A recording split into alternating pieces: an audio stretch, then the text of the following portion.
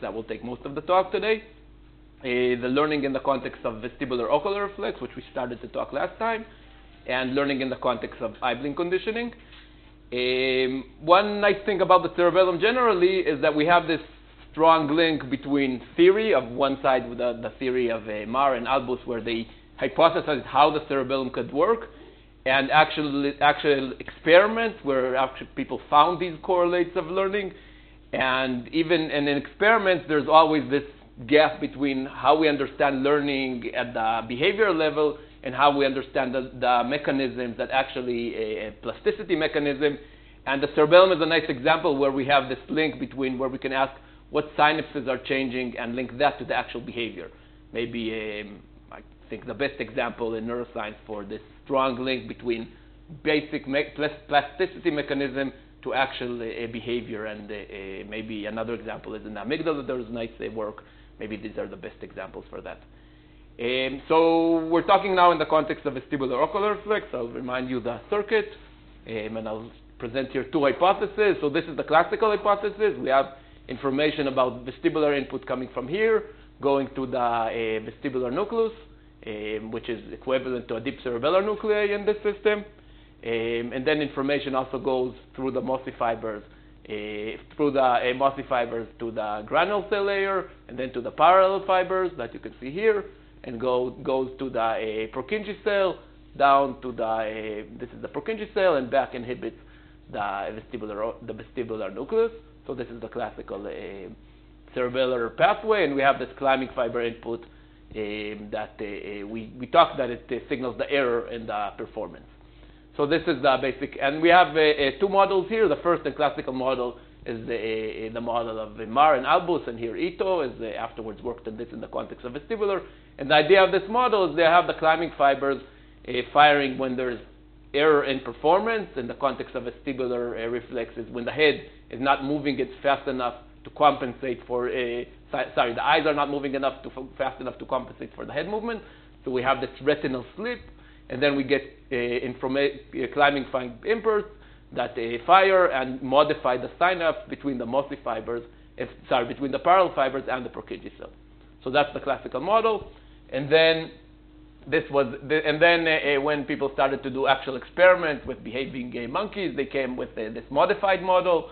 And the idea of this model is that learning is not happening only here, but there's also a very important site of learning that's happening here, a direct synapse from the vestibular inputs to in the floccular target neurons or in the target neurons or deep cerebellar neurons, that this synapse is modified, and then vestibular input can then drive stronger or weaker these neurons that will then drive the motor neurons stronger or weaker depending on the context. So is this clear?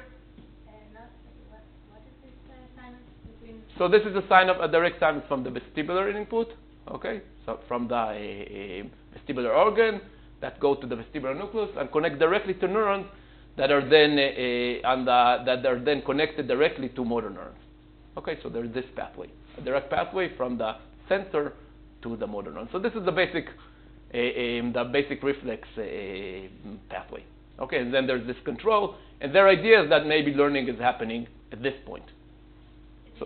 Additionally, yeah. Well, in addition, they're presenting it a lot of times as this is the only thing, but then they'll show you that it's happening in both places. And that's the conclusion. So just a very simple example how this could work.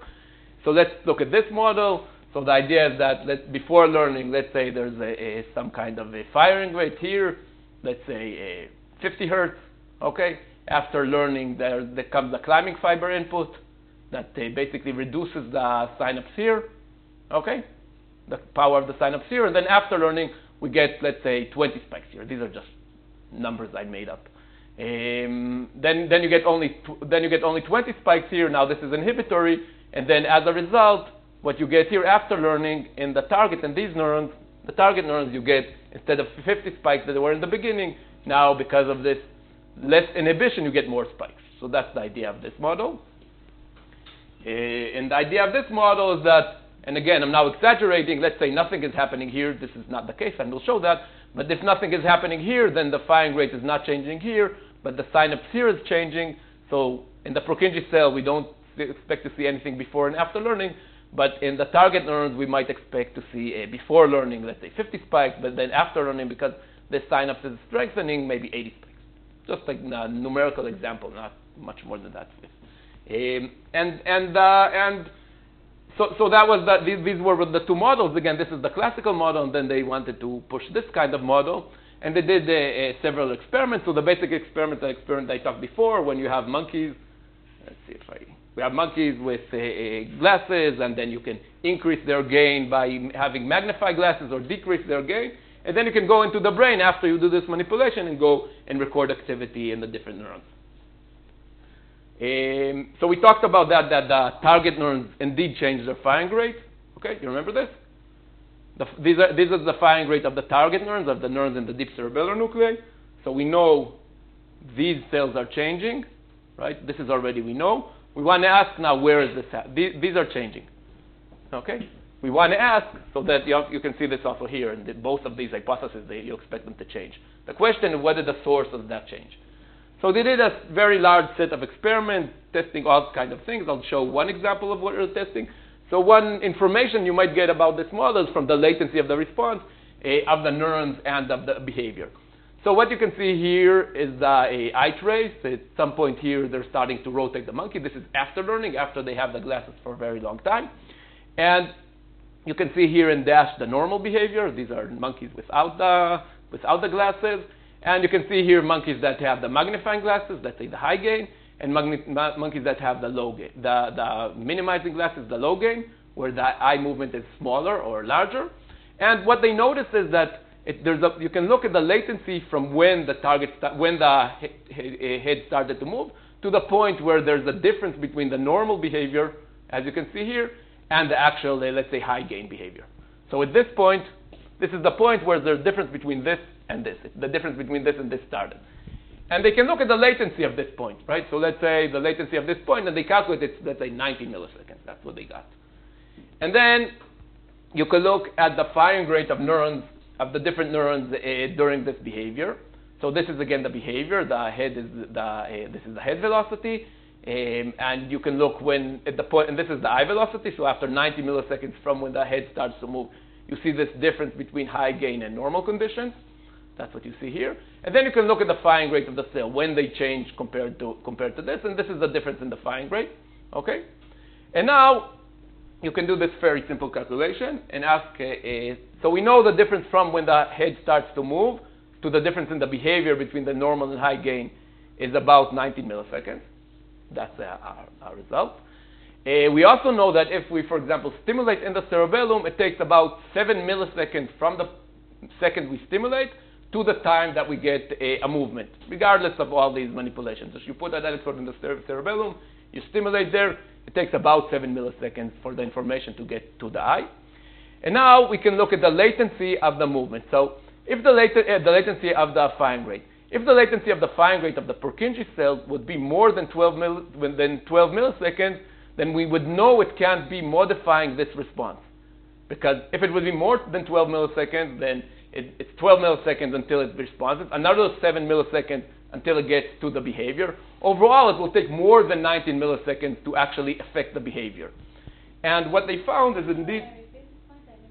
So the idea is, so we have the response from the point where you rotate the monkey until the time that you see the effect on the eye. That's 19 milliseconds. We also know that it takes 7 milliseconds from when you stimulate the cerebellum to when you're able to, till the eye moves. So that pathway takes 7 milliseconds. So now if the responses to the cell would take more than 12 milliseconds, that means that you have the response of the cell is more, let's say, 30 milliseconds. That's 30 milliseconds, another 7 milliseconds from the activity of the cerebellum to the output. That means you need at least 37 milliseconds to actually see the effect of the behavior, the activity on the behavior. Why 12? Why? So 12, so because it's 19, 12 is the minimal that you might see. 12 is the minimal that will be appropriate to actually drive the behavior that starts at 19 milliseconds. Because it's 19 milliseconds till the behavior, minus 7. That's the time that takes the activity to propagate from the cerebellum to the behavior. That means you have to have the response at least 12 milliseconds, before 12 milliseconds after the stimulation that you did. Okay? And this is the, in words, the logic. Where is stimulate? You stimulate in the cerebellum, and you look how much time until you get the effect on the eye movement. That's another experiment. That takes 7 milliseconds. But from the cerebellum to movement is 7. 7 milliseconds. So what is the 12? So 12 is 19 minus 7. It's the minimal time in which, it's the minimal time that if you would see responses in the cerebellum, they might affect the modified response.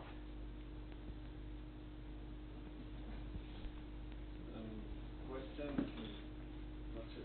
In the right, like the wiggly graph is the firing rate, right? Yes.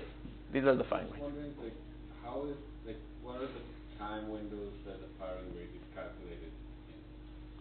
So the way they do it, and there's a whole algorithm about how to do it right when they did this work, but they take 2 spikes and they look at the ISI between them and they calculate that as the firing rate. Okay? But then it's like the data point that you get are not, like, you don't get any. You don't get, so they had, and when this paper, and you can look at this, they had some correction to really get the exact timing of the firing rate. But that's a good question. But, like, if they say, like, the amplitude is, like, in the order of 100 per second, or, like, the bottom is, like, much less, and you can see the time scale, then, like, it seems like I expect it to be much less accurate, like, in the left part with the low firing rate, and, like, Here it will be less accurate in terms of the timing of when the... Or I But- expect the change will be less, like if they calculate it by the the interval between the spike, and I expect that the fluctuations will be much shorter, like when it's higher than when it's shorter, slower or something. You expect more fluctuations. It's like faster fluctuation. Fa- Or something like that. so what's... I don't know, it's just like You're saying that the underlying firing rate could... Like I don't see any artifact of that. of the basic firing rate properties. Yeah. I see. Yeah. So what they did, and then you can go to look at their original paper, they were concerned about, so you have one spike and another spike, right? And you don't know between these spikes if there's a large enough difference. You don't know when exactly the responses started. So they had this algorithm where they tried to estimate that. Okay. So then they actually looked at the latency of the neurons, and what they found is that in the target neurons were the latency of the response was appropriate in terms of driving this modified response, whereas in the cerebellum, what they found, so this is the latency of the different cerebellar neurons, they found that the latency is larger than this 12 millisecond limit that you need in order to affect the behavior. Okay, so this is this is a histogram of the latency of the responses of the different neurons. And this is the number of neurons that they found, and this is the count for each. And they found basically no neurons, or in other experiments, very, very few that were actually at the time to drive the change in the behavior. So this is this. And the FTNs, on the other hand, the latency to behavior is smaller, and they also were in the appropriate timing for actually modifying this behavior. Okay? So they define the response only based on the finding returns? They, say that again? So they define the response only based on the finding returns. On the? Finding returns. So Yeah, the firing rate change, right.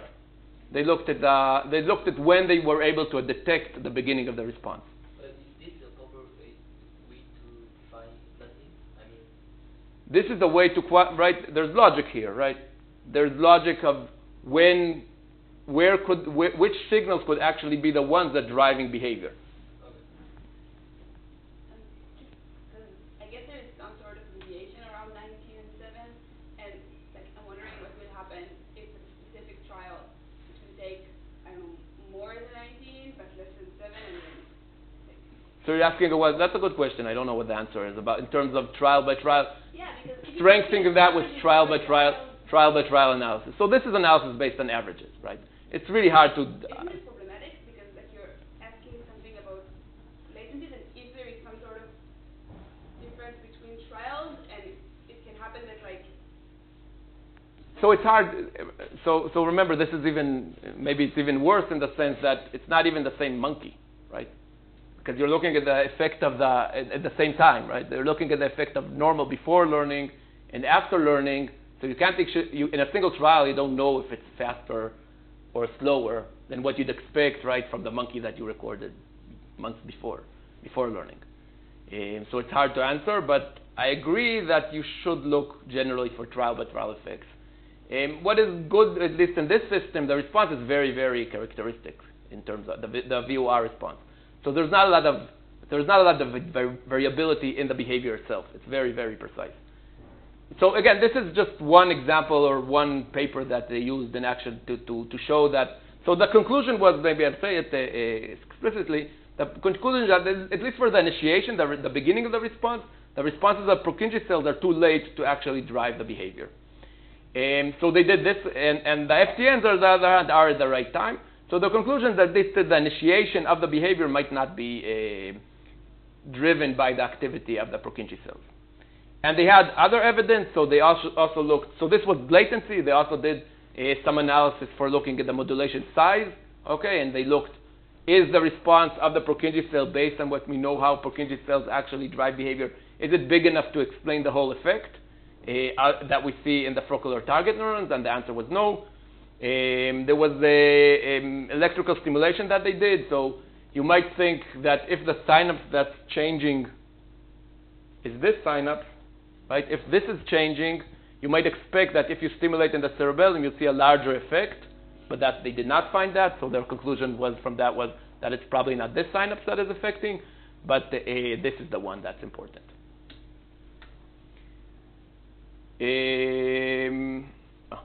Okay. So that was their conclusion, general conclusion, that we also have learning, that when we think about learning, I'll say it in a more general term, we think about learning as an effect, we have this idea that learning is driven by plasticity, which is a really local effect on a single synapse. But what they're showing, what they're proposing is that learning is actually something at the system level, that there could be plasticity in one point and plasticity in another point, and a combination of the whole thing will actually what's driving learning. And maybe this is one of the nicer advantage where the nicer experiment we were able to push this and show that there is plasticity at many levels, and also to ask how this plasticity and different points coordinate to actually lead to the behavior.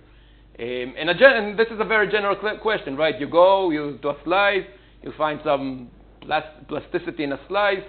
How is that related to what we see in behavior? Well, we know behavior is the effect of networks, and how are the both things combined? And this is at least one example where they can show there is a combination. So another experiment, so these are experiments that were done around what I showed before, around 20 and 30 years in monkeys. And now people are continuing to do these kind of experiments in mice when using all the new techniques that we have. And this is from the lab of Jennifer Raymond that was here in the beginning of the year, where she took this paradigm and brought it into the mice community. And now they're able to use new techniques to actually probe these kind of probe these mechanisms more carefully. So this is example. So there's a series of like 5, 6, 7 papers that you can go and look in here and find many papers about learning in the cerebellum and this kind of behavior. And what they did here is they use optogenetic in order to drive the climbing fibers directly, to see if simply activation of the climbing fibers will actually drive learning. So these are mice, but the experiment here is very simple. You put them on a turntable, you fixate their head, and you start to move them on the horizontal plane back and forth. And if you do this for a really, really long time, you get something like this. So you get a decrease, and this is their control, a decrease in the gain of the VOR. Simply some kind of habituation. They do this, and nothing happens, and you see this decrease in the VOR. They do all this in completely darkness. So in the sense, this is their baseline, okay? And then what they they inject viruses with channelrhodopsin, they encode channelrhodopsin, they go in the inferior olive. These viruses go antegrade and go to the flocculus neurons, right? To the climbing fibers, and now they come with light and shine light on the flocculus. And the idea is that will activate these neurons, these climbing fibers, and lead to complex spikes in the flocculus. And this is what you see here. So this is the point where they shine the light, and you can see here the extracellular activity from the cerebellum, and you see these complex spikes while they're shining their light. So it seems to work. And now what they did, they rotate the mice as they did before, and now they give a stimulation at a very precise timing. They shine the light at a very, very precise timing. So you have here a mice, in one condition, when he's turning to the right, they shine on the left side. Okay, this is what they call contra stim. And he's turning to the right, each time he's on the right side, they shine to the left, and each time he's turning to the opposite side, they shine on the right. That's what they see here. Or you have a condition where each time the mice is moving to the right, they also stimulate the climbing fibers on the same side. Okay, so they have stimulation electrodes in both sides. When he's in one condition, they're stimulating the climbing fibers when the mice is moving to the direction of the stimulation electrode, and the other side they're moving on the contra side. So this is the mice. He's moving like this. Each time he's moving to the right, you stimulate the right side. When he's moving to the left, you stimulate the left side. That's what they call the IPS3 control, this one. And they have they say that right? No, this one. Right? This is right and right. Something here is mixed in that direction. Anyway, when you move with the IPSI is when they're moving to the same side of the stimulation, and the contra is the opposite side. And now, if we believe in the idea that this is actually the signal that's driving learning, we expect to see effects of this, or we expect the correlates of learning with the stimulation. And this is what they found here. So they found that when they stimulate the climbing fibers in the IPSI, when the mouse is moving in the direction of the stimulation electrode, they get this difference between their control and the actual behavior, this difference between here and here. And when they do it on the contra, they don't see this difference, or they say it's non-significant, and they have other experiments. There seems to be a difference here, but they conclude it's non-significant, and they have also other experiments that show that this is very, very small difference. And the idea here is that simply by activating the climbing fibers, they could actually drive learning. So this is another evidence that of the model that if you drive climbing fibers, you can actually lead to learning. Yes? What learning is happening? So the learning here, again, this is the behavior is relatively reduced. It's the difference between the control, when you do nothing, and the climbing fiber. And when you activate the climbing fiber, you see a difference in the gain of the VOR. This increases the gain. It's not adaptive in the sense that it's not. This is, they had to go to reduced behavior where they simply, rotate them without anything adaptive in this kind of condition. What they did do that I didn't show here. Afterwards, they put the mice in 2 hours in complete darkness without doing anything, and then this goes up here to baseline, and the blue stays high. Okay, so it means that it's a real increase in the gain of the VOR. And this is supposed to mimic the condition where you're actually, when the gain is not good because you put the magnifying glasses, right? Then there's all the time this error that goes through the climbing fiber, so this is supposed to mimic that experiment. Yes? So what's the explanation for the difference between the contra and the So I didn't talk about that a lot, but it depends on the pattern of activity of the Purkinje cells themselves. So the idea here is that the Purkinje cells themselves respond when you move they increase their firing rate when you move your head towards the direction of the side that you're recording. So they respond. So if you're recording on the right side of the flocculus and you're moving your head to the right, the cells will increase their firing rate. If you move it to the left, they will decrease their firing rate. Okay, that's the sinusoids that we saw before are organized in that way. And the idea is that when you're decreasing their firing rate, there's not much input there, and the effect will be smaller. When you're actually moving to the direction of the stimulation, or to the direction where you're increasing their firing rate, then the synapses there are active, and that will increase the firing rate, and then you have the opportunity to reduce the firing rate with learning. So how would they mimic the decreasing? Yeah, so that's a whole different story about what happens in that decrease. And they have their claim, and I didn't talk about that. That's different kind of mechanism for increasing the gain and decreasing the gain. And they have many different evidence for that, but they don't see it here, right? They don't see a decrease in the gain in this kind of paradigm with activating the complex cycle. So they're saying there are different mechanisms. That's still active study. How is that actually happening? And they're talking about LTPs, but then what is the teaching signal? Then it's a very interesting and I would say new direction that people are trying to understand the difference between increase and decrease in gain. But the general answer is we don't know. So let's say, so we started with these two models. The mice experiment clearly showed that there is this, there is learning at this, maybe not this sinus, but climbing fibers can actually drive learning. And the view now is that the way this is happening, that when we think in the beginning of the learning or early in the learning stage, this is the main mechanism that affects, right? There's this climbing fiber activity that leads to learning here. And then when after that, when the mice or monkey learns the behavior, learning can also propagate to different areas. And then late in learning, when the monkey already knows this, the learning propagates from this synapse to this synapse.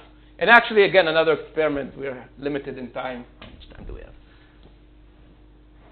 Another experiment that was done is show that, and this was in slides, that if you actually take the signals here, they can actually drive learning at the FTNs. If you take signals from the Purkinje cell that you'd expect during learning, they can actually lead to plasticity at this level. So the idea, and again, this is not 100% proven, but this is like the working model is that we have learning here, and then this learning can propagate to here, and then you get this direct effect from the vestibular to the motor neuron.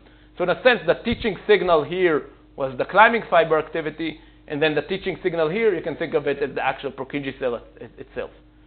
And together, that will lead to what we see in the VOR. So that's the general model. Yes? Didn't we say that the cerebellum wasn't, that its latency was too high for... So that's for that was for the really beginning of the behavior, right? The initiation of the behavior. But then when you look later in the behavior, you can get some effect. So it could be also a temporal effect. Right. And how would this explain early in learning? Why is the... So we didn't talk about early in learning, right? The latency was after at this point, late in learning. After they learn. Yeah, after they learned, a long time after they learned, months.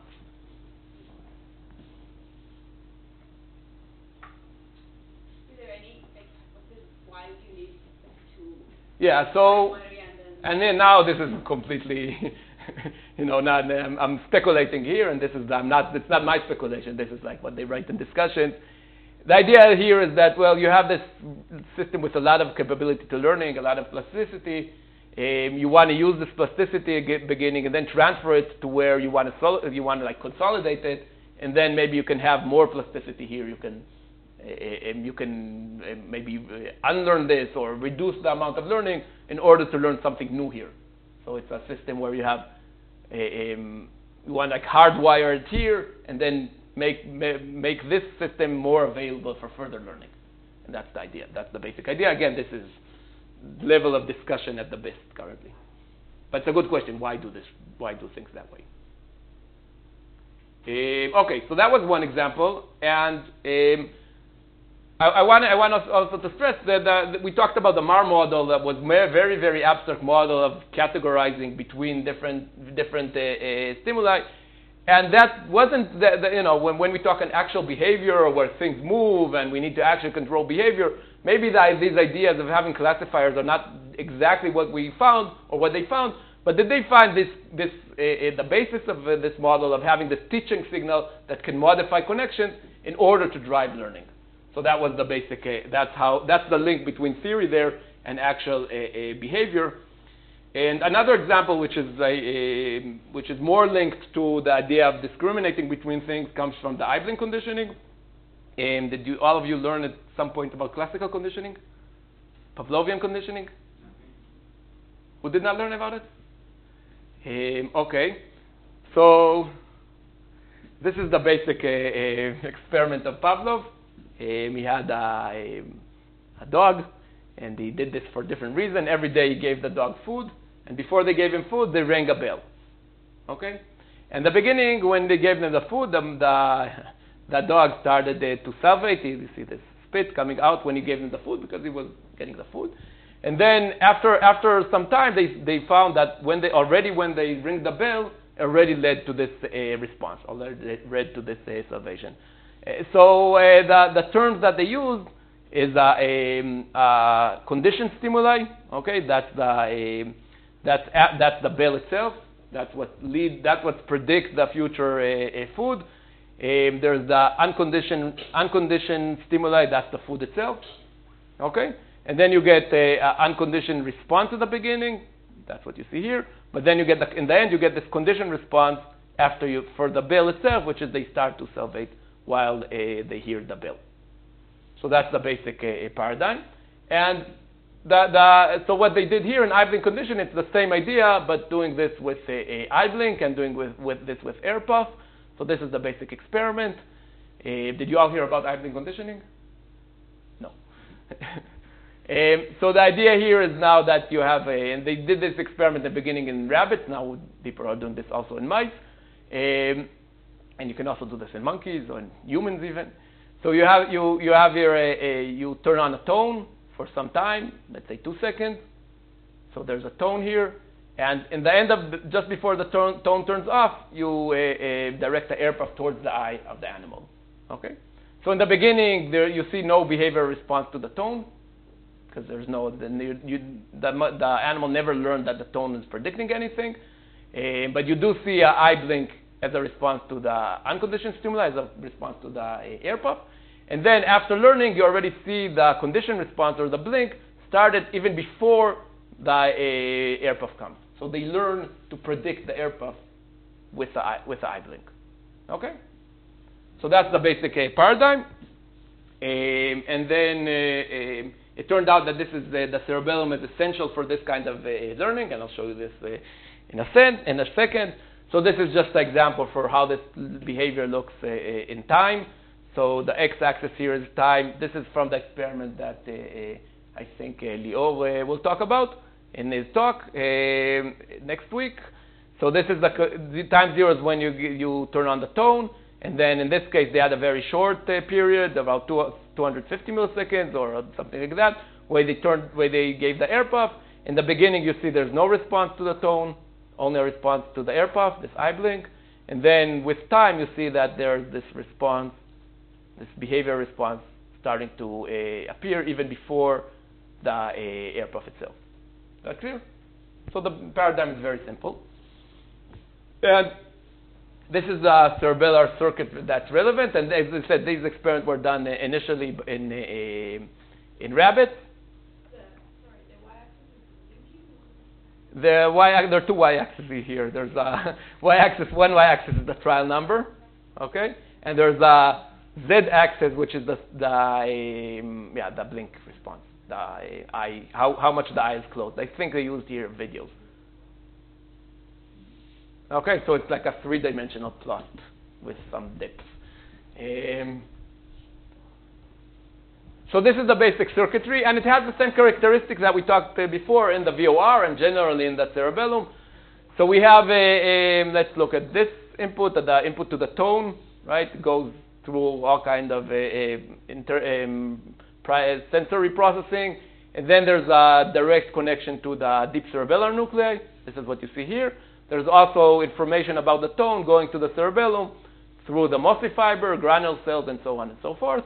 We talked about this. And there's also information coming through the cerebellum about the air puff. This is what you see here. There's all kind of pre-processing, and then it gets to the inferior olive. That's what you see here. And then from the inferior olive, there's these climbing fibers going to the Purkinje cells.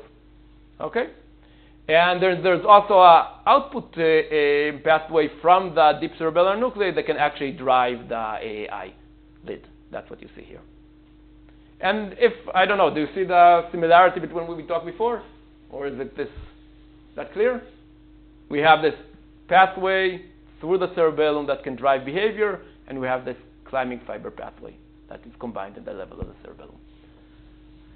So initially they wanted to show, and these are that these kind of behaviors depend on the cerebellum. So they did a lot of lesion experiments. I'm showing here only one. Any last question? Okay. So they did many experiments, and this is an experiment where they did lesions in the deep cerebellar nuclei, the relevant deep cerebellar nuclei. So this is the this is the basic learning experiment. So they have here two conditions: one which they a control where for 5 days they do nothing, and then on the 6th day they start to condition. And what you see here is I think in the black symbols, it's hard to see. You see the learning in this case. Okay, so they were able to learn this in a few sessions. In a few days they were able to learn this and were able to learn to blink before. This is the control. And then they did the lesion experiment or the Musimol experiment where they inactivated the deep cerebellar nuclei temporarily. So the open circles, what they did here is for 5 days they tried to condition the animal. They gave them the air puff, they paired the air puff with the tone, and nothing happened in terms of behavior. That's what you see here. And then on the 5th day, they stopped doing this infusion of Musimol, and then the animal was able to learn. Okay, like they learned in the control. That's what you see here. So every day they put Musimol in the deep cerebellar nuclei. At the first 5 days, tried to teach the animal. They were unsuccessful in doing that. And then in the 6th day, they stopped the Musimol, and the animal was able to learn. So there's few, and this is just the first day where he was able to learn.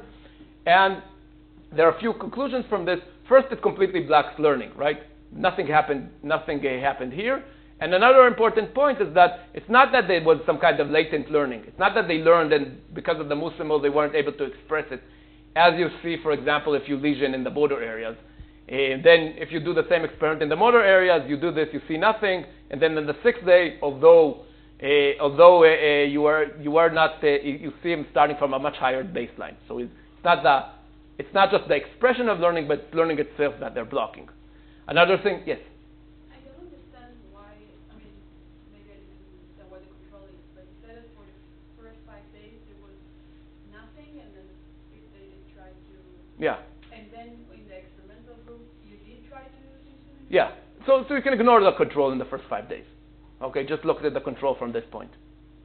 But I think, where is the control to compare with? I think they just, it's just learning, a naive animal. Right, they're showing it's the same. So but basically the conclusion from that was that the deep cerebellar nuclei were essential for this kind of behavior. And then they also recorded in the deep cerebellar nuclei. In the beginning, they found when you take animals which you don't pair the air puff with the tone, you just have a tone, you don't see much happening in the deep cerebellar nuclei. When you do the air puff itself, you do see some response. But after you pair, in the beginning, you see this kind of response. So this is on the day 1. You see the cells starting to respond even before the air puff, and then after many days of learning, you see that there's these nice responses that are happening even before the air puff comes. So the idea that these were the neural correlates that can drive the eye movement. Right, I don't understand how... The blink. Same thing with Mo said. I don't understand how this graph shows Let's see. the effect of Musimol. So it's a little bit complicated, but look at the first 5 days in the Musimol, okay? This is, they're pairing them, nothing is happening. Okay, they're pairing air puff and blink, and nothing is happening. It's just almost straight here. Then let's continue here. At this point, they stop with the Musimol. They don't inject Musimol on this day. And then you continue with this. The control group and the control group has no Musimol in the beginning, right? Yeah, the controls, they're not teaching them even. It's just... Oh, they're not teaching? Yeah, not teaching them at all. Oh, okay, they're not teaching. Okay, they might do, I'm not sure if they're doing they might do only tones, I'm not sure, but they're not teaching them at this point. Okay. I understand, I agree it's a little bit confusing what's happening here with the control, but the basic thing is that before you get nothing, here, in the lesion group or the Musimol group, and then when you stop the Musimol, you get this learning that's like learning of naive control. And then you see these effects in the... We have 5 minutes. Okay, let's try to go fast. And so that was the deep cerebellar nuclei. The question is, what is the cerebellar cortex doing? And it turned out, and this is work of Michael Mock, that if you do this experiment of blinking in the cerebellum and lesion the cerebellar cortex, and maybe this is a good way to finish this talk because it will link to what Yossi is going to talk. What you find is you still see a response to the condition stimuli. Okay, so this line here is before the lesion.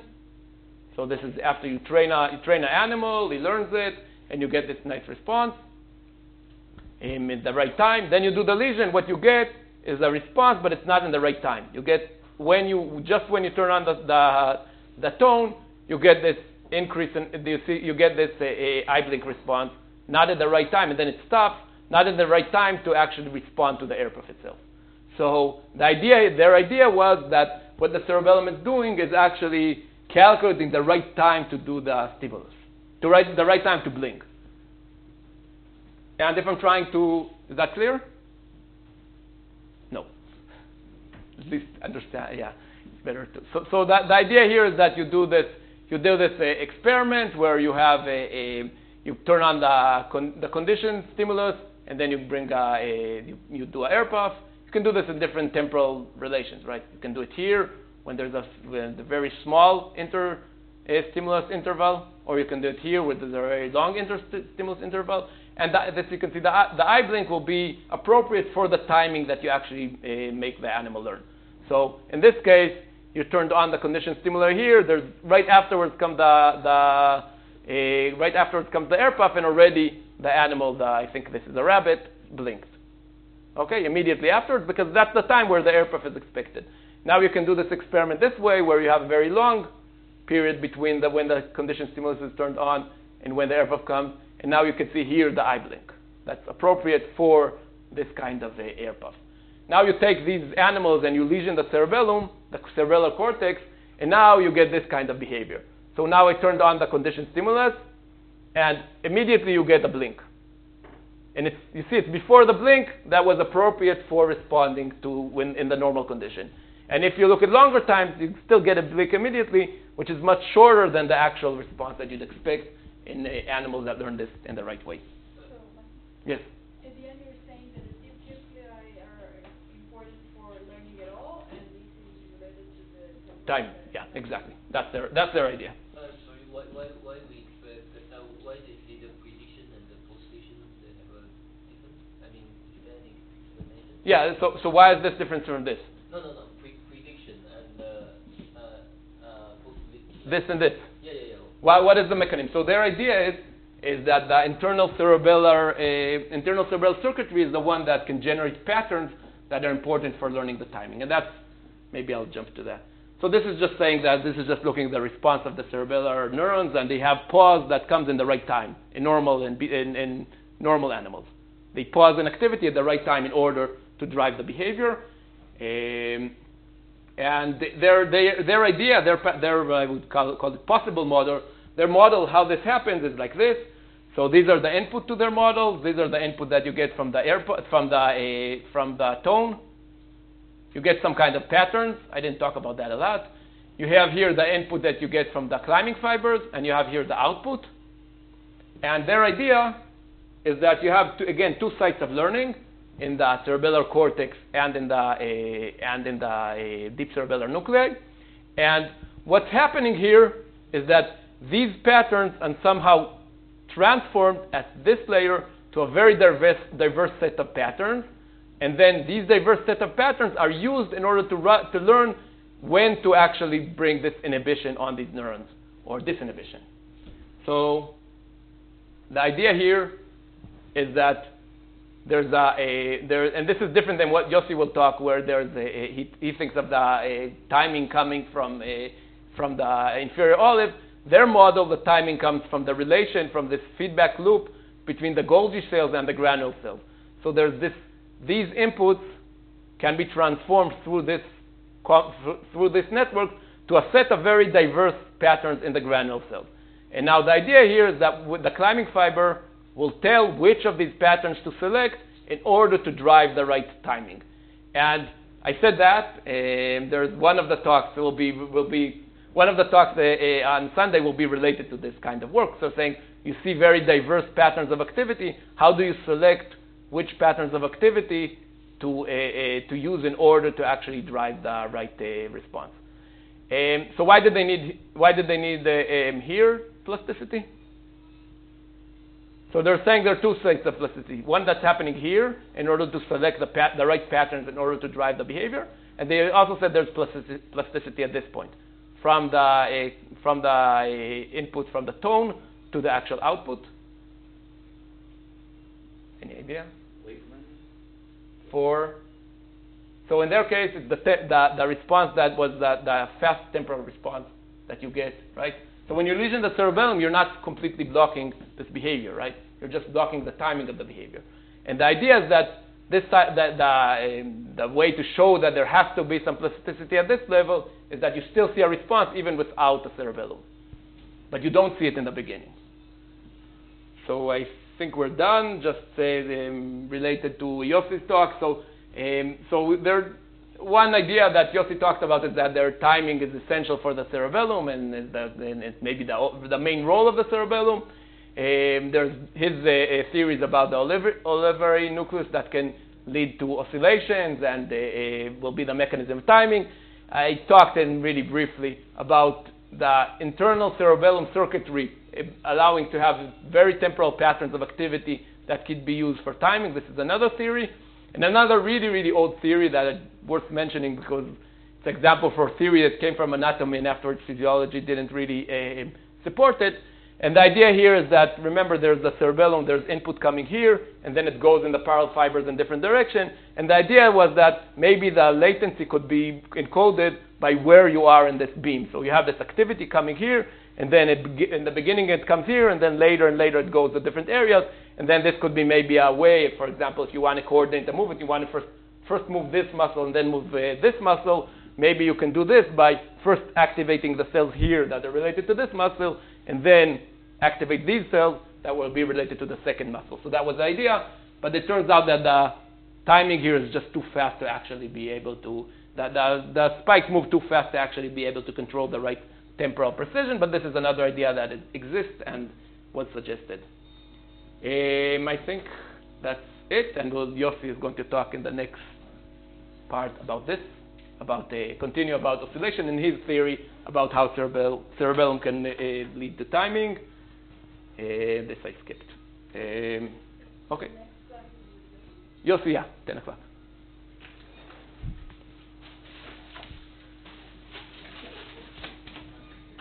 Okay.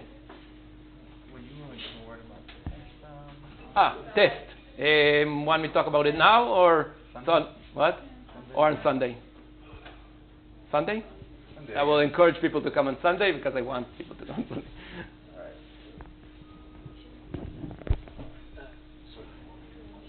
Could you explain again about the counter stimulation and if stimulation? Yes.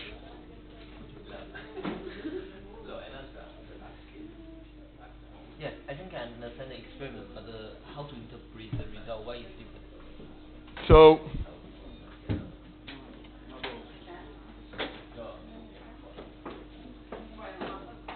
So this is how a cerebellar neuron responses. Okay? Yes. And this peak is happening when the let's say we're recording now we're recording in the cerebellum. I don't know how to draw cerebellum. We're recording on the right side of the cerebellum. Okay? Yeah. So this response will happen on the right. Yeah. So this peak will happen when the animal is moving to the right. Yes. Okay? So Yes. the head is on the right. The head is moving towards the right direction. Yes. Then it increases their firing rate. Yes. This response will happen when the head is moving to the left. Okay. Okay? Now, when you stimulate the complex spike, you're stimulating in one experiment, you're stimulating the complex spike at this, exactly. From this.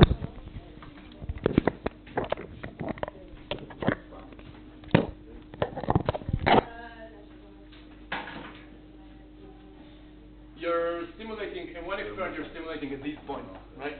That's in the IPSI condition, yeah. That's in the IPSI condition. Why it's the condition? Because you're stimulating on the right side when the animal is moving to the right. Okay. Okay? Here, you see it here. Yes. When the animal is when the animal is moving to the right, you're stimulating on the right. Sorry to ask this question. First, let's ignore what's the difference between stimuli left and right? What? What's the difference between You're stimulating, they have electrodes on both sides, right? Yeah. And they're stimulating either on the left one or on the right one. Well, what's the difference? Well, what's the effect of this? No, so the idea is that that way you can stimulate, right? So here, you're at the same time, this is let's say right cerebellum, and left cerebellum is Yeah. doing the opposite thing, right? Okay. Okay? And Now I'm stimulating, and the first experiment I'm stimulating here and here, right? That's experiment 1. this is the control. This is experiment 1. You're stimulating on the right when the animal is moving to the right, and you're stimulating on the left when the animal is moving to the left. Okay? That's experiment 1. Experiment 2, you're stimulating here.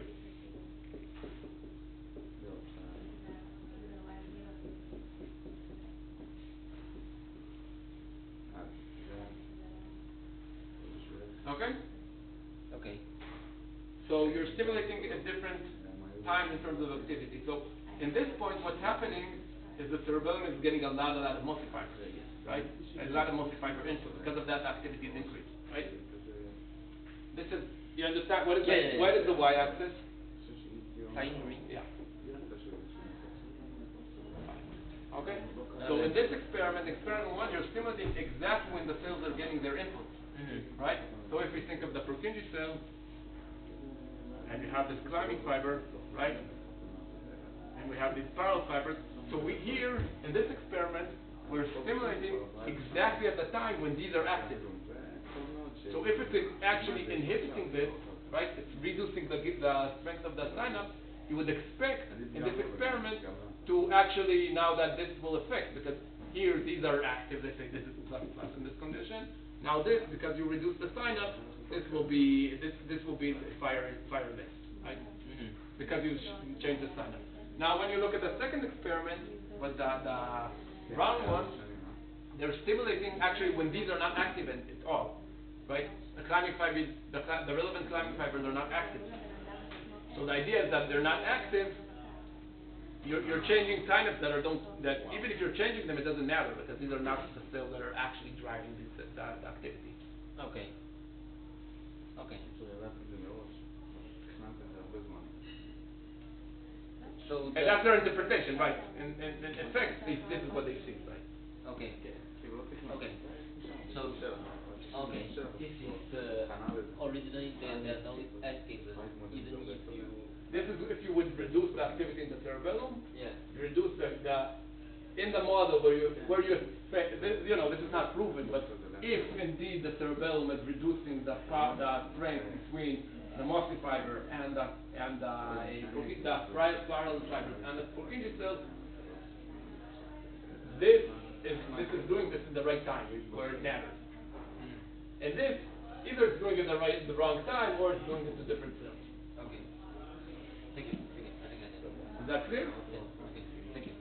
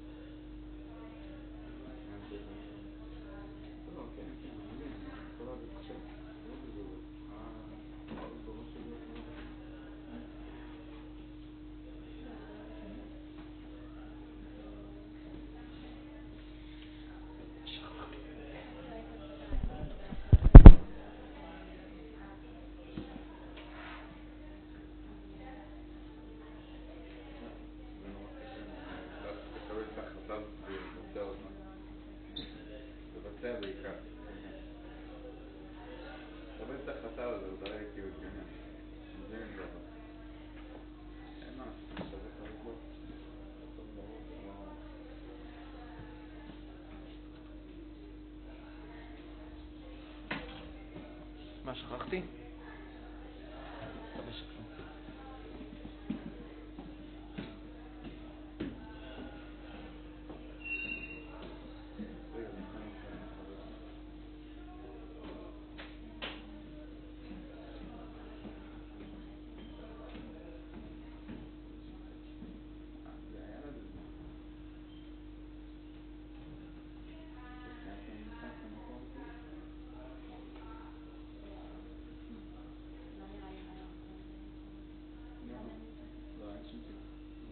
זה רק בגלל שם בגרות שלנו. כן, אבל יש לי חברה שמנסה להיפרד ממישהו כבר איזה 5 שנים. כי הם שומרים על קשר, ואז היא רואה שזה נורא מפחיד עם הקשר עליו. פתאום לה קשה להיות לבד מחדש. למרות שהיא לא רוצה להיות איתו. כן, זה ממש טוב. לי זה צריך לפרק בדבר. כן. זהו, ראיתי גם שלי בפרסום.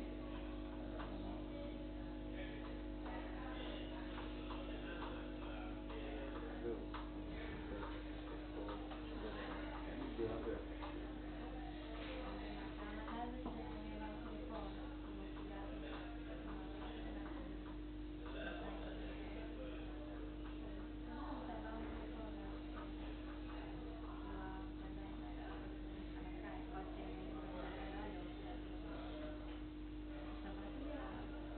כן, נגד.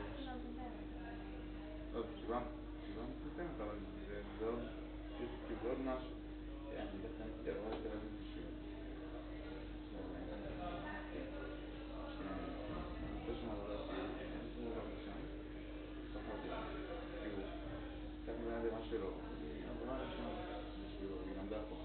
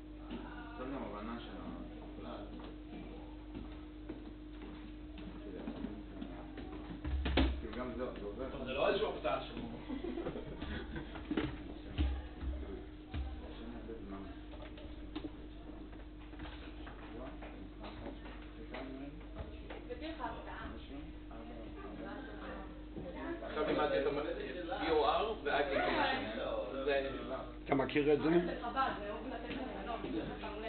אתה מכיר את המחשבה? לא. כאילו לא, עשיתי כאילו כאלה. אני עשיתי משהו, ועכשיו יש לי רק את הספר, ופעם זה היה פה וזה הרבה יותר טוב, אבל בוא נעזוב את זה עכשיו.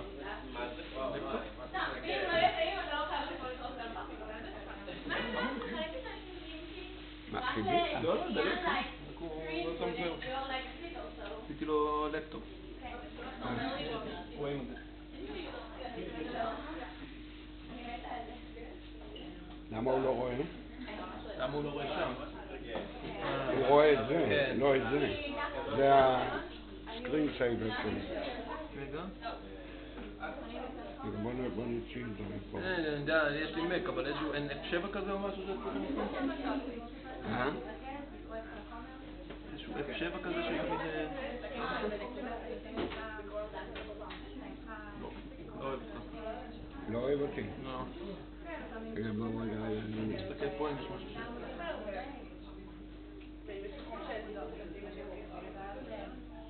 זה עבד טוב פעם קודם. כן, לא יודע מה השתנה. נעשה שוב? רגע. נסגור אותו. נסגור באמת? לא, הוא רק זה. עכשיו אבל הוא לא רואה את הוא זה. לא מראה את זה. אין פה משהו שאפשר ללחוץ ל... הוא מראה את הסקרין סייבר שלי. הוא לא מראה כלום. זה מהפעם קודמת. לפטופ, זה פשוט. מה אתה אומר? נצא? מה? נצא לא, רגע, לא, למה לצאת? מה אתה יכול לעשות? אני יכול לפתוח תוכניות. אני אומר לך שאני יכול לעשות. אני יכול לעשות ריסטארט. לא, F7, מה זה היה? מאיפה שאני יודע.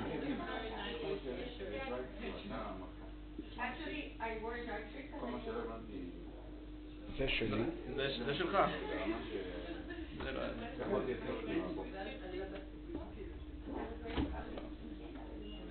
טוב, נשאר את הסטודנט. עכשיו תנסה מה? לא, אתה לא רואה את זה. אני צריך לראות את זה. לא, זה בסדר. מי, יש פה... Does anybody know how to change the display of a...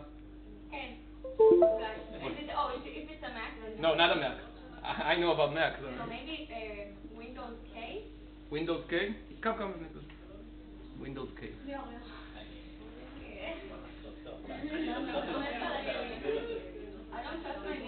זה לא עובד, זה עובד. תפעיל שנייה את המצגת אולי? תפעיל את המצגת. תפעיל את המצגת. זה עבד לפעם קודם.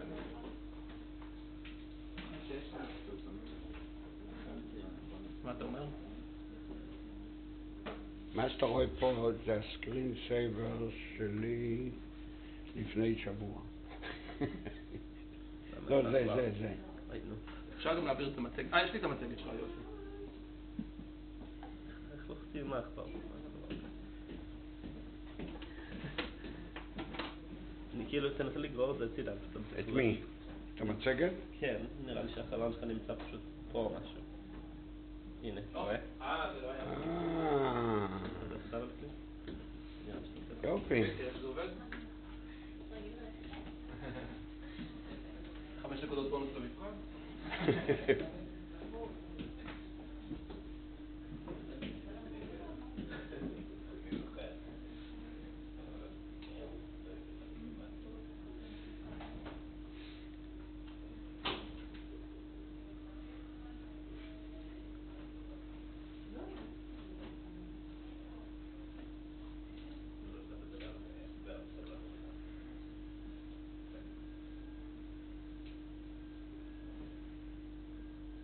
Okay.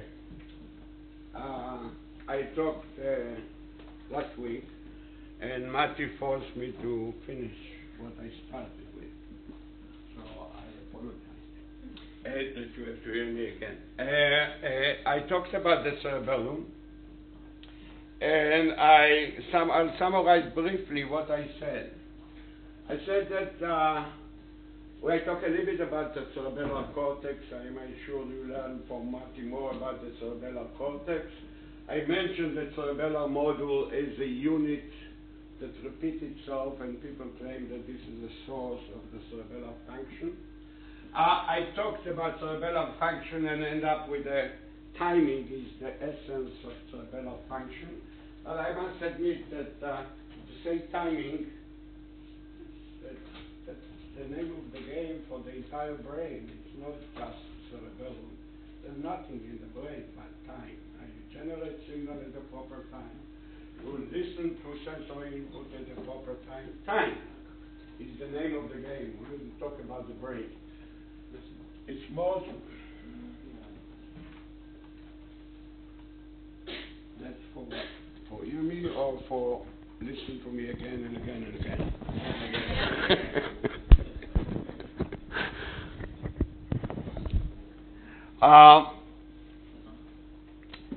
So I go to the timing, and I focus most of the work of this presentation on the clock within the olive. Inferior olive is the source of the climbing fiber, the main input, major input to the cerebellar cortex and nuclei. And I talked about the clock within the olive, and I attribute the timing to the subthreshold oscillation that we have there.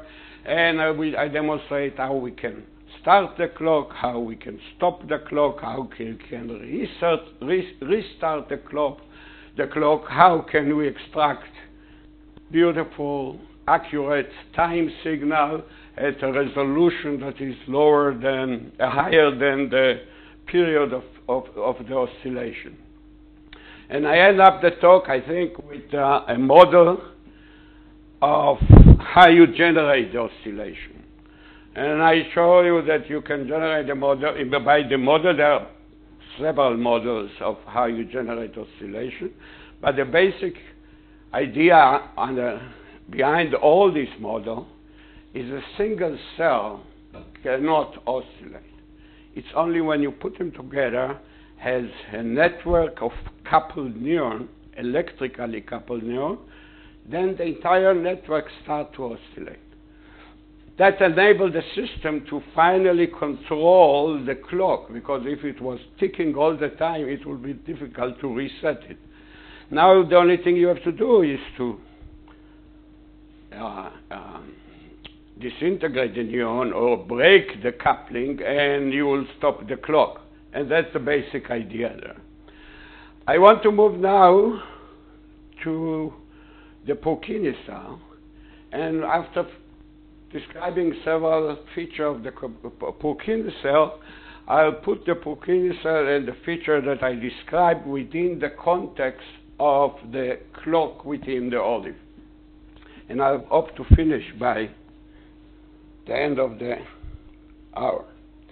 So what do we know about Purkinje cell? I guess Matti says something about Purkinje cell. I'll talk more about the cellular property of Purkinje cell. And Purkinje cell is by no competitor the most beautiful cell in the brain. And people that show it, it's amazing structure. I mentioned it's a 2D structure, but it's also beautiful from biophysical point of view. And if you go and measure the activity in the cell body of the Purkinje cell, you will see this kind of spontaneous activity. You can see it in vitro. Most of the work, as I mentioned before, are based on in vitro system, but we'll do also some in vivo system. You can measure very high, very fast action potential, and in between you can see some very slow potential. And since it's a huge cell, you can go and measure from another point in the cell, and you find out that all these large and fast spike or action potential, if you record from this point, become very small, and this one become rather big. And then you follow the recording to a higher, and it got smaller and bigger. I mean, the fast one got smaller and the slow one got bigger. Eventually, at the end, you have only the slow signal. And I am not going to talk about all the indication, but and the proofs for the idea that these are sodium spikes, action potential that propagate down the axon. These are calcium spikes that occurred only in the dendrite, and therefore you get bigger as you go up in the dendritic tree, and they are not propagating out of the cell. So you have two types of action potential. This is not surprising. There are many neurons in the brain that will show these two types of action potential, and the function is vary from cell to cell. But what I want to indicate, and I think also Matti should have told you about that, is the two types of action potential that we measure from the Purkinje cell in an intact system. It's the complex spike. Its intracellular recording looks like something like that. In extracellular recording, it looks like this one. And a simple spike that you have a single action potential. In extracellular recording, it looks like that. And intracellular recording, you can see the synaptic potential that eventually reach the threshold and generate the action potential. And the idea is that the simple spikes are generated by the parallel fiber. You still remember the parallel fibers coming into the Purkinje cell, and the complex spike is generated by the input from the inferior olive. And the beauty of the system that you can really tell which input activate the cell in any context of behavior or just a silent period. You know how the cell has been activated. Now this two type of action potential, one wonder, is there anybody in the brain that know that we had a complex spike? If we want that anyone in the brain will know that we have a complex spike, you have all these spikes should propagate down the axon. And this question was asked by several people, and they do the simple experiment in a second. And do a simple experiment. They measure the activity in the cell body, and they measure the activity in the axon. And then you generate a burst of activity in the cell body by injecting current, and you measure from the axon extracellular. You see one-to-one relation between action potential in the cell body and action potential in the axon. So you said that according to the spike, you know where the inputs come from, just by Yeah, but I mean, if you see an action potential in the Purkinje cell, you know if it's came from parallel fiber or from climbing fiber. really very clear distinction. Very, very clear. You cannot mix them. That's completely different thing. And the complex spikes come from the climbing fiber, right? Yeah. Rather than in the previous slide, it's written. What? In the previous line, then it's written that it comes from the parallel. I said it was written parallel fiber? Yes, I just want to make sure. Complex spike come from the climbing fiber, simple spike come from the parallel fiber. What is written there is irrelevant. So they did this experiment, and now they want to see what happens when we have complex spike. So if you have complex spike, you see there are simple spike and there are complex spike. Complex spike is it's right there. You know pointer. Pointer. Forget it. So each time you have action potential, you have in the axon action potential. Then you have the complex spike, which is a huge burst. And you don't see anything in the axon except for the first one and the last one. And again, for each action potential, you see something in the axon. And when you have complex spike, and this is a big complex spike, you still have only the one and the last one. And you measure that, is what's the probability of the second spike to go down the axon is almost zero. And the probability of the fourth spike reaches 50%. So regarding my question, nobody in the brain know that there was a complex spike. So what do you need a complex spike for? It's a huge energy. Okay. But maybe like was a gap out of it. No gap. Back propagation for what? Back propagation for what? To know that the synapses were active? Maybe to prevent the fire from the time after the That's one possibility. But the general picture is that the complex spike is involved with a huge influx of calcium ion. Because of the calcium channels that we have there, huge influx of calcium. And the huge influx of calcium might, or it's not might, it's almost certain, contribute to the plasticity of this coupling between parallel fiber and Purkinje cell strength. So the parallel fiber synapse undergo some plastic process due to the massive calcium coming into the cell. And this has been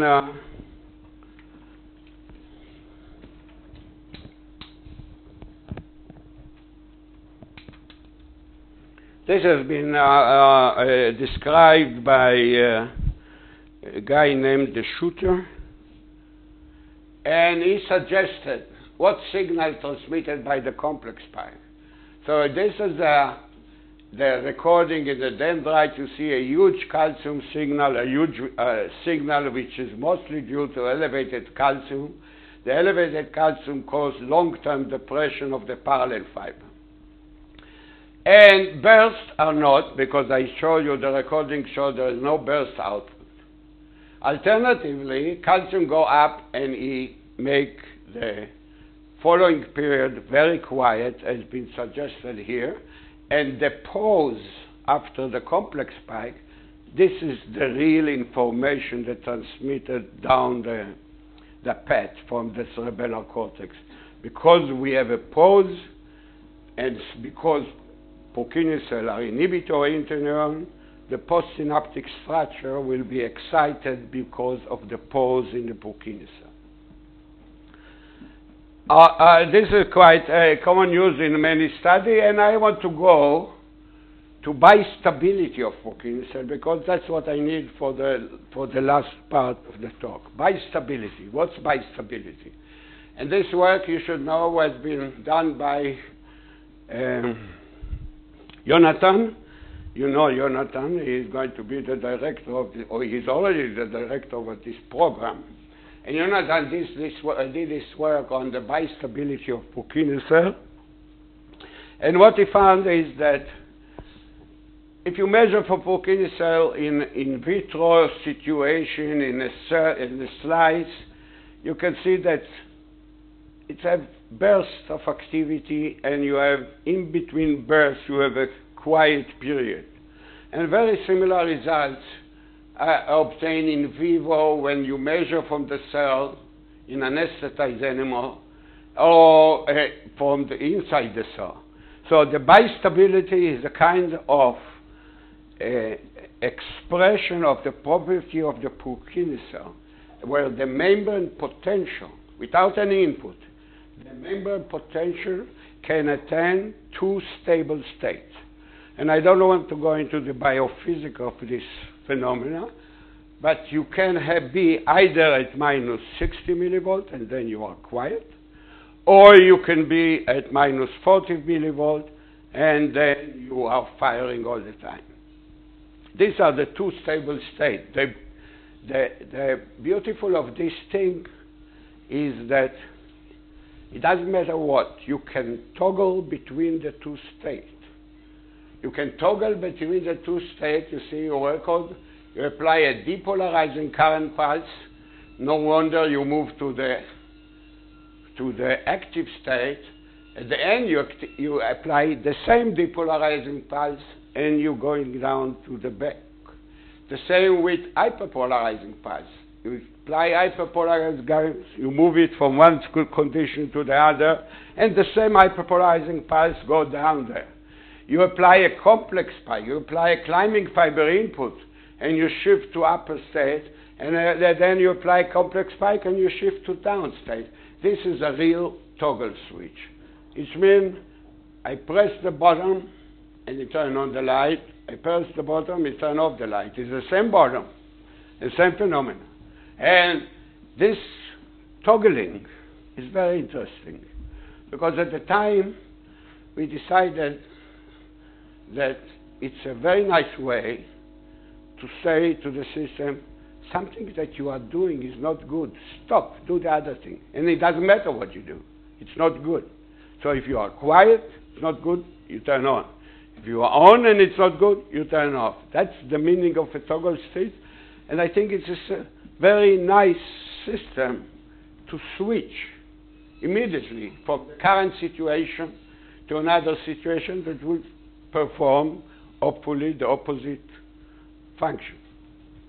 So this is a toggle switch of the Purkinje, and then we had a huge argue with the rest of the cerebellar community in the world that this doesn't occur in vivo in a wake animal. It's an artifact of taking the cell out of the system and put him in a dish, and then, or you anesthetize the animal or whatever. This has no functional value. And I want to describe you this work also by Jonathan, using data from our colleague from Amsterdam. And what you see here is you take the animal and you rotate it, and you measure the vestibular input to the cerebellum. And you can see this simple spike. The rate of simple spike activity goes along with the rotation of the animal. This is one cycle of rotation. If you look at the complex spike, it also shows modulation regarding the change in the activity.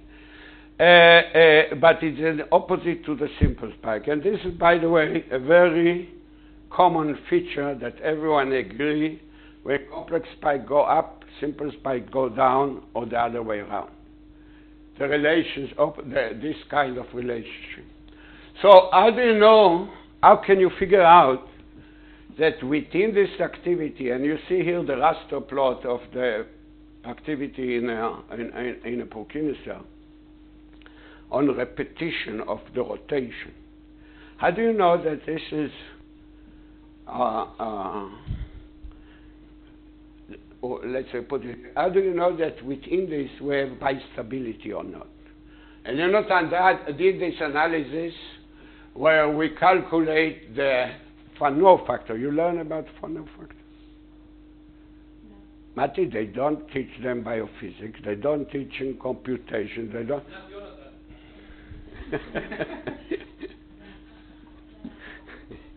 It's a way to measure the randomness of the activity. And what you do here, you count the number of spikes in variable time window t. So you start with this time interval and then you increase and so on. You're calculating the mean of the firing and the variance V of the results. Calculate the index of dispersion, the Fano factor, which is the variance over the mean. And what you do is that in regular firing, F will go down with T. It makes sense because if you have regular firing, you increase it, the mean is not going to change, the variance is going to exist, and you're going down. If you have a Poisson distribution of the firing, the Fano factor will be 1, independent of T. Doesn't matter how long is the window, it will be 1. Makes sense, it's completely random thing. In bistable situation, F will increase with T. So we did the calculation for this raster plot, and that's what you get. The Fano factor of simple spikes is going up. The complex spike going a little bit down. However, this thing is going up, meaning that you do have bistability in a awake animal in Purkinje cell, at least in this paradigm of experiment. But to make sure that this is really it, what Jonathan did, he reconstructed this curve by a simple random process. And you got this kind of thing to remind you, this was the real data, and these are the data assuming Poisson distribution, and you can reconstruct this curve. And when you look at that, the Fano factor is 1 as expected from random occurrence of the spikes. I think this is kind of a very, for me, convincing proof that we do have the bistability in awake behaving animal. And that's what's important. Ivati doesn't agree. No, I agree. Which part of the cerebellum? Huh? Remember which part of the cerebellum? Where did they record? Where it responds to vestibular, you know. That's from the sulcus? That's from the sulcus? Yeah. But if the Fano factor for the complex spike decrease, then it means that this is a regular process? No, it means that it's a regular process if it decreases. But the complex spikes are a regular process? That's what they got from the result. But is it But this is an animal sitting on a table and rotating. If you let the animal move, you'll see something else. Sorry. Could you go back to previous two slides? What? Previous slide. And then previous one. Or what? Previous one more. So. This is not good. Could you remind me the formula? So the V will increase with the regular. This one? No. This one? Could you just go back to previous slide? I want to see. All right. Yeah. Okay.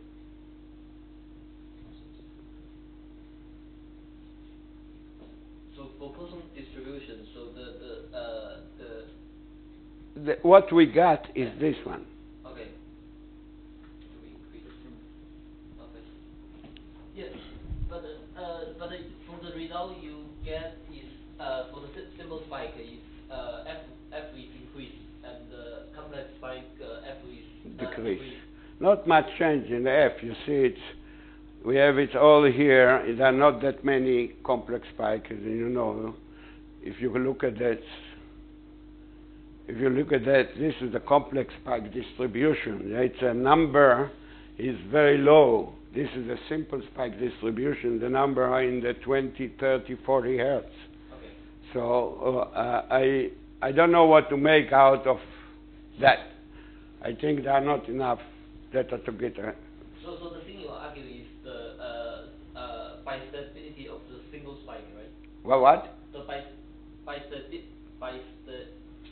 Bistability. of the simple spike, right? Yeah. Okay, no the complex one. No, only Okay. the simple spike. We know if it's bistable that the Fano factor will grow, right?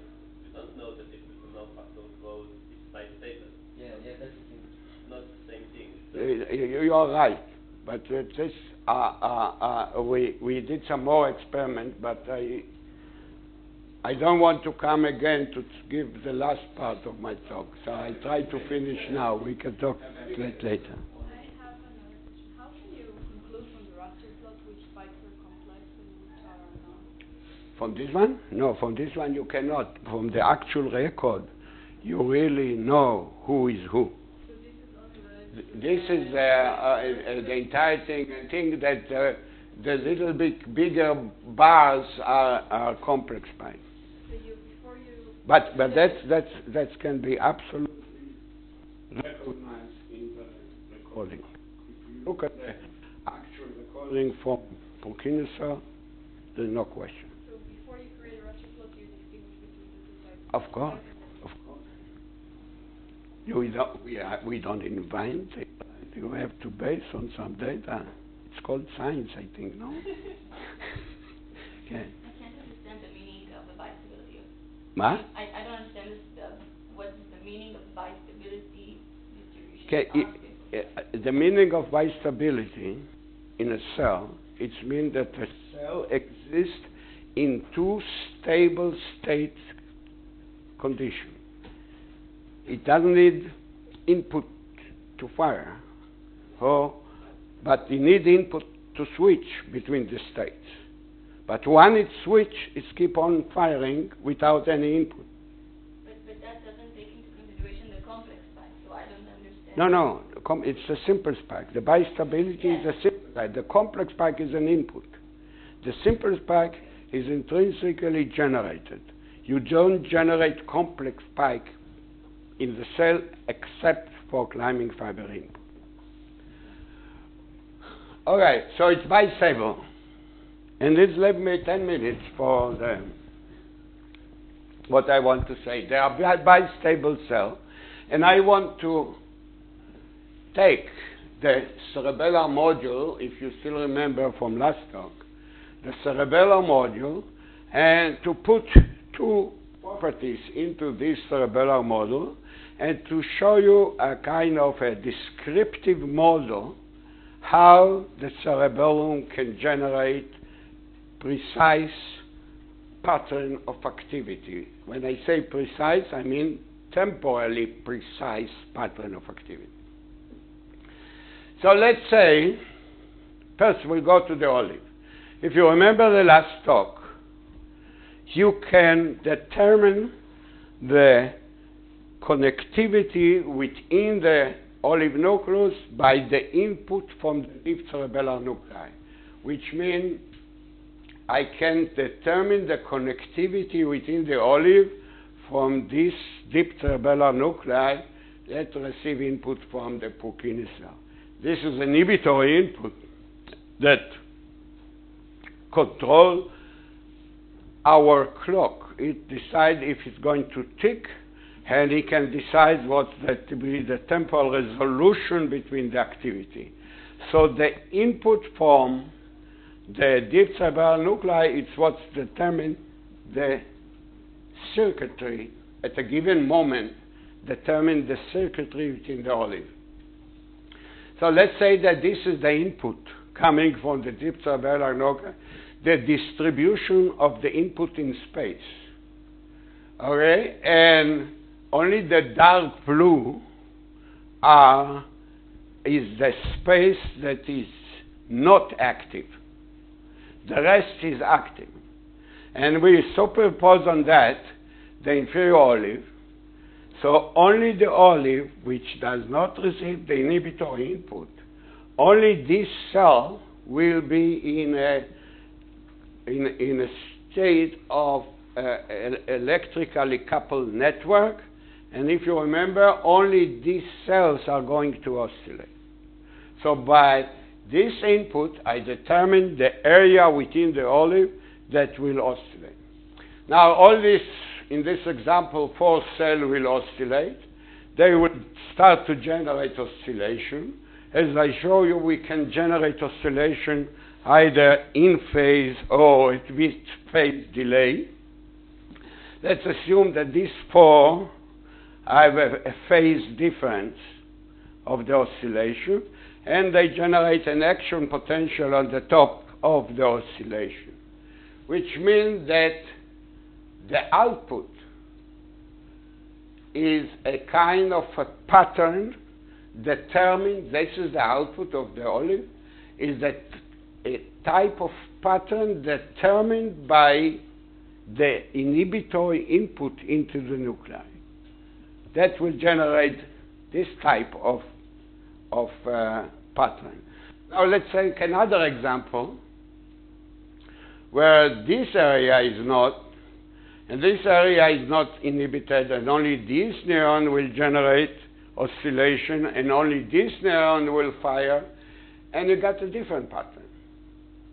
So theoretically, by determine which part of the olive is connected and the strength of the connection, we can generate a different pattern of output.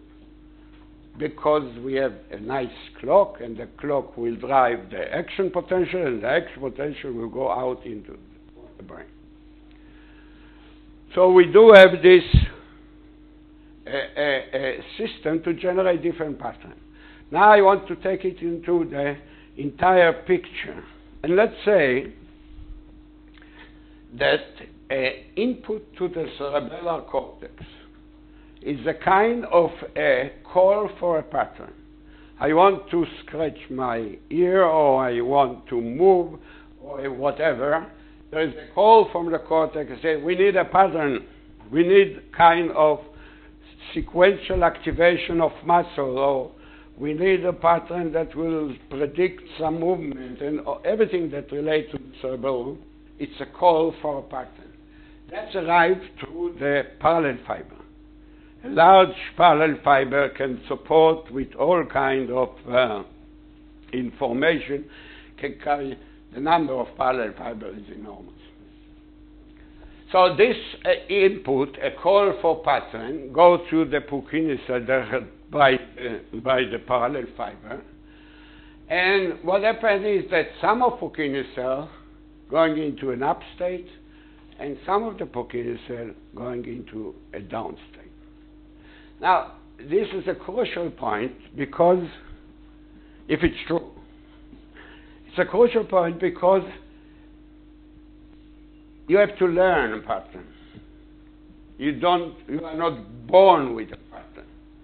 So all the process that learn the pattern has to be here.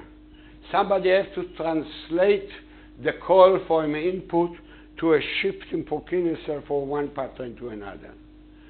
So learning process are occurring here, and everyone in the cerebellar community will be happy with this. He will not be happy with the rest, but with this, they will be very happy.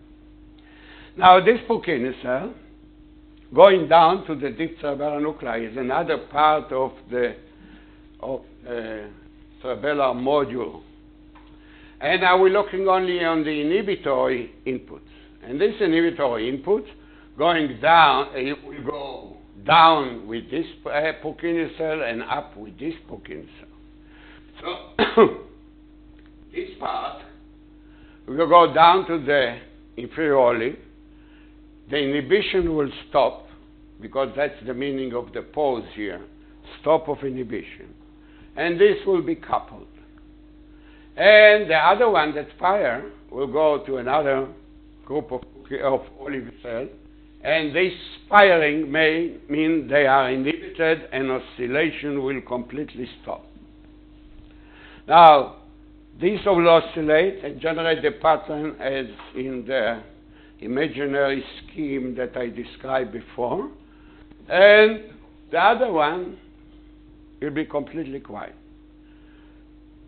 This input going back to the deep cerebellar nuclei and to the Purkinje cell, and with the deep cerebellar nuclei they innervate the output neuron, and the output neuron generates the pattern generated here, and this is the output, and hopefully it's an answer to the requested pattern. So we have a call for a pattern, go to the Purkinje cell, down to the cerebellar nuclei, and provide the output to the rest of the brain, because these, the black cells here, are the only output of the cerebellum. I think somebody recently told me that there's some other going to the spinal cord, but the major is still this.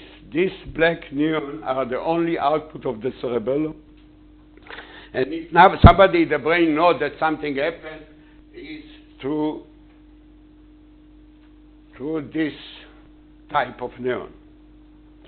So we have a kind of a descriptive model to explain how we take all the properties that we know, or most of the properties that we know, or the properties that we like to put in the model, and we can generate a pattern of activity, accurate temporal pattern of activity as requested from the input.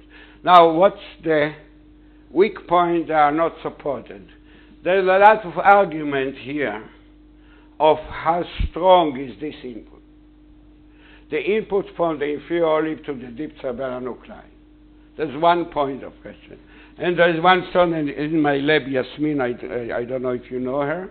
She's doing this kind of experiment, and the input from the inferior olive to the deep nuclei are very strong. Very strong, meaning that 50% of the cases in vivo condition, it's enough to trigger an action potential in the deep nuclei. So this is not a problem. The problem is now, then, what's that? These are the climbing fibers. What are they doing?